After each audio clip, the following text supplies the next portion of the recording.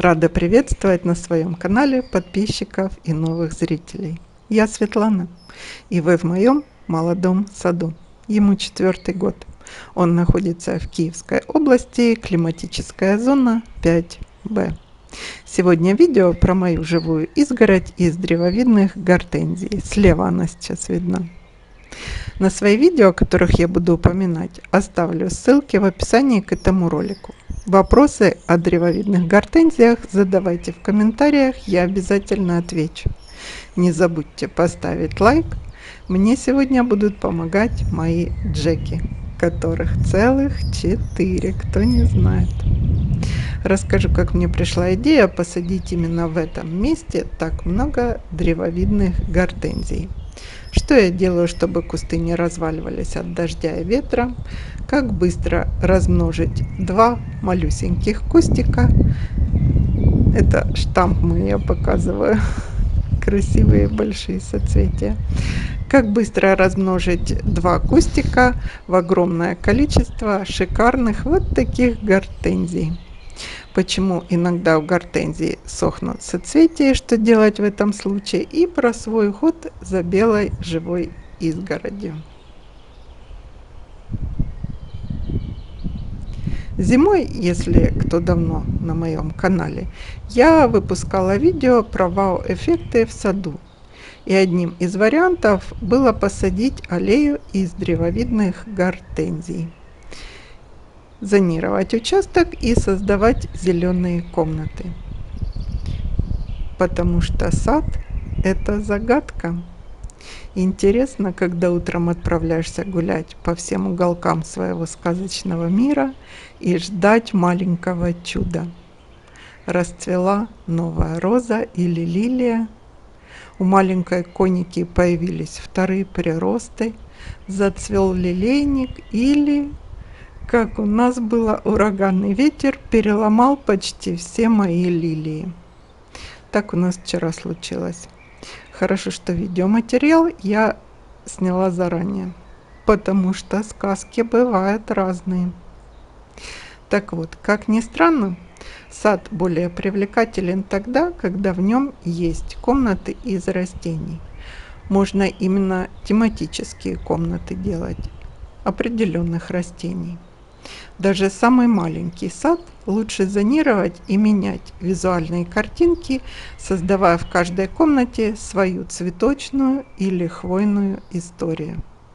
Согласитесь, когда заходишь на участок и тебе бац, как на ладони газон и розы с туями по периметру вдоль забора. Или, что еще лучше, через весь участок рядочками посаженные розы. Как ни посмотрю такие видео и думаю, ну как так можно гулять по рядам с розами? Какая тут загадка, никакой интриги, все ясно сразу. Налево розы, направо розы и туи понад забором. В саду интересно, когда за каждым поворотом маленькое чудо, что-то особенное и не такое, как увидели перед этим. Согласны? Сейчас расскажу, как я это сделала. Достигается это зонированием, зелеными комнатами, живыми изгородями, средними или высокими. Акценты делаем переходов из разных зон вертикалями, бордюрами из низких кустарников или цветов. Но это уже тема другого видео. А сегодня про мою аллею из древовидных вот таких гортензий. Я решила зонировать круглую клумбу с розами и газоном,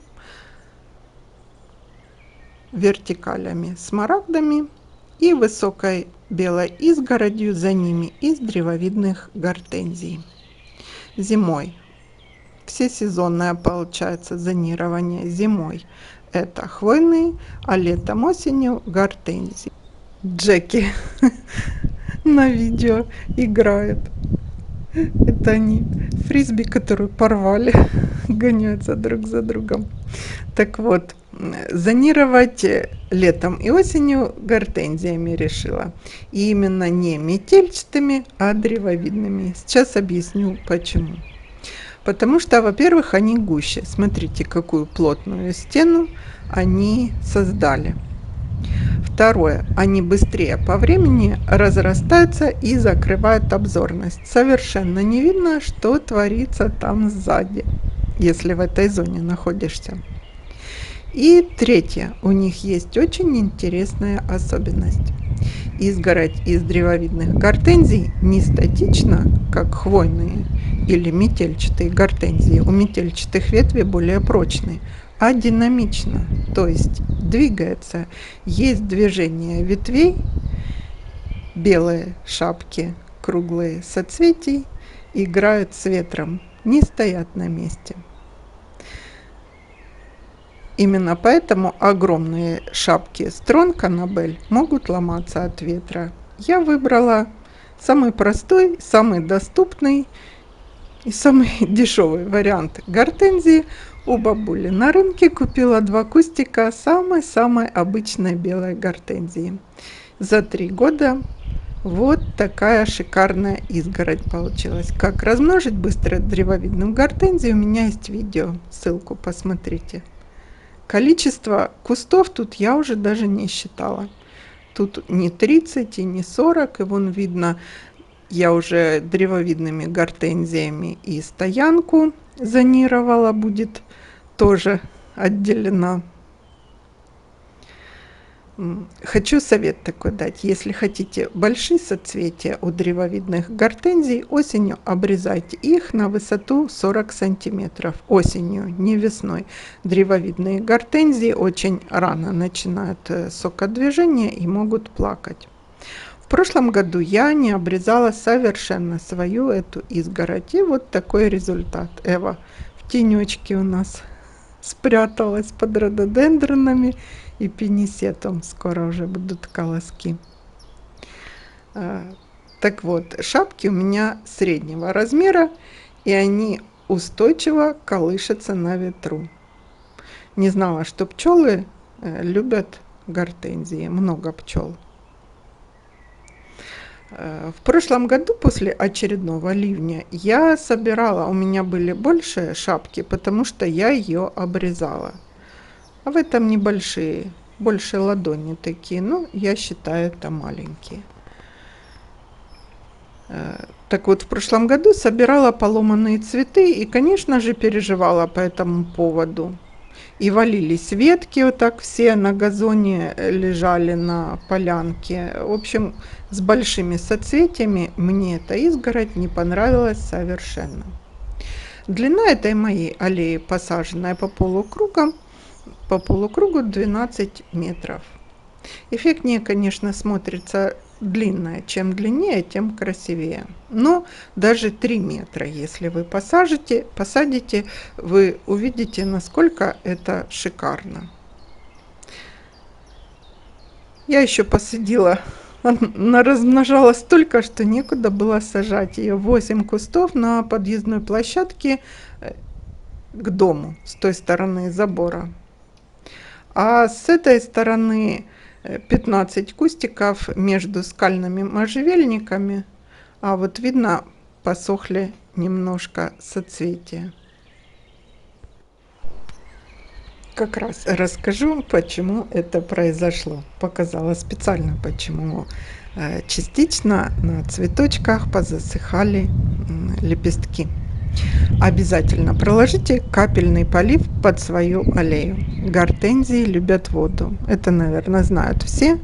Но первый показатель: не листики вянут, а начинают усыхать лепестки. Так гортензия перестраховывает себя. Древовидные вообще лучше в полутени сажать. Но у меня весь участок на солнышке, поэтому она привыкает к моим условиям, растет на солнце, но я ее часто поливаю. Капельный полив проложен у меня и постоянно влажная земля под гортензиями. Тем не менее, видите, что произошло на некоторых соцветиях. Я рассказывала, что вдоль забора посадила еще 15 кустиков между скальными можжевельниками. Они там закрывают пока забор, на следующий год разрастутся красиво. Ну, года 3 будут скальные наращивать свою массу. Высота моих гортензий сейчас примерно 1,60 м. Некоторые соцветия выше поднялись. В прошлом году, в позапрошлом, когда я ее обрезала коротко, она до 2,20, по-моему, даже выше меня была, намного выше. Но соцветия ломались, как я говорю. По уходу, что я могу сказать? В мае, в июне у всех у нас нашествие клещей на гортензии, поэтому я их обрабатываю акарицидами. Часто обрабатываю, раз в неделю, раз в 10 дней. В этом году у меня еще прибавилось и маленьких моих метельчатых черенкованных, поэтому акарицидами часто обрабатываю. Бывает хлороз, нехватка железа или каких-то микроэлементов, обрабатываю по листу хелатом железа плюс циркон. И это все равно проявляется, несмотря на то, что и плантофолом я обязательно прохожу по всем своим гортензиям, и комплексное удобрение смокот получают они. Хлороз может быть у гортензий. Вообще гортензии очень неприхотливые кустарники. Во всяком случае, я с ними договорилась. Они украшают мой сад, цветут, зонируют участок, а я за ними ухаживаю и любуюсь. Ну, вот, в принципе, у меня все про мою живую изгородь из древовидных гортензий. Обязательно посадите, не пожалеете ни разу. Это я вам обещаю. До встречи в следующем видео. Будет что-то интересное. Мы там затеяли какой-то маф маленький строим. Покажу вам.